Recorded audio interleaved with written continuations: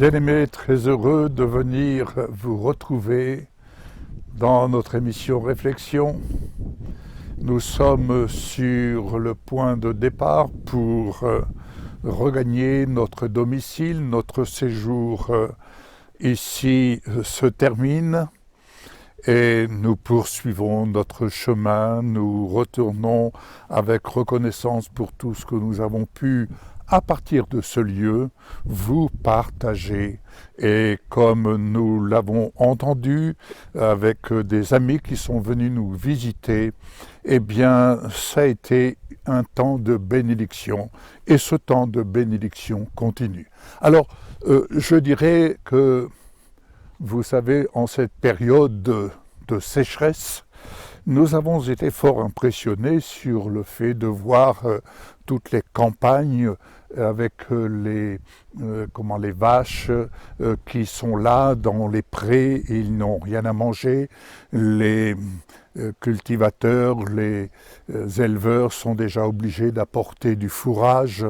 Et nous avons pris conscience, bien entendu, qu'en cette période de sécheresse, eh bien, il serait bon de prier afin qu'une pluie bienfaisante, j'ai bien dit bienfaisante, et non pas des pluies dévastatrices, mais une pluie bienfaisante vienne vraiment arroser cette région, pour ne parler que de cette région, mais nous pourrions dire arroser notre terre française, afin que les bêtes puissent avoir de quoi nourrir.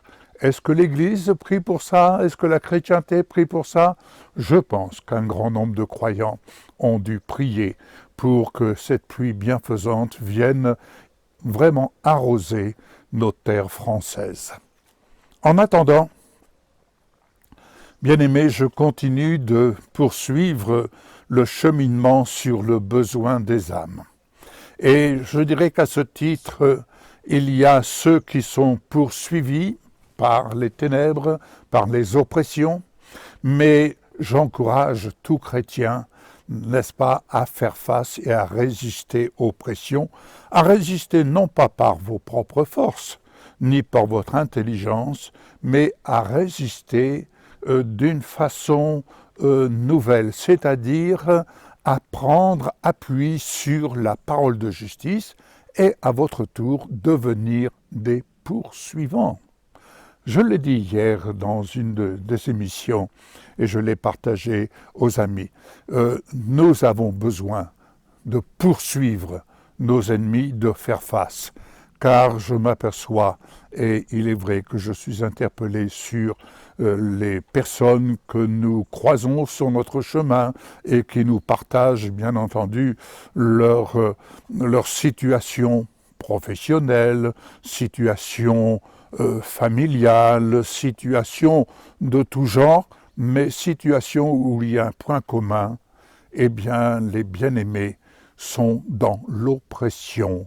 Une oppression individuelle, mais une oppression collective également. Alors, cette oppression est vraiment diabolique. J'emploie le mot. Cette oppression est vraiment diabolique puisqu'elle vient du monde des ténèbres.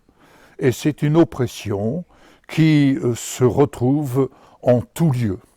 En tout lieu. Il n'y a pas d'endroit particulier, mais cette oppression, eh bien, c'est le monde des ténèbres, ce monde que nous devons percer. Alors, si cette oppression demeure, c'est que nous avons, de la part du Seigneur, un enseignement à en retirer et une prise de position à prendre. Être chrétien ne veut pas dire se laisser dominer et encore moins subir. Nous devons faire face à partir de notre position en Jésus-Christ. Nous devons faire face non pas contre la chair et le sang, mais faire face en prenant conscience que nous sommes assis dans les lieux célestes en Jésus-Christ et que par la foi en Jésus, par la foi en Jésus, par la foi en sa parole, eh bien, laissons-nous enseigner et apprenons, comme je l'ai déjà dit, apprenons à nous regarder en lui, avec lui et pour lui, comme étant parole de justice. Qui dit parole de justice, ce n'est pas de la revendication.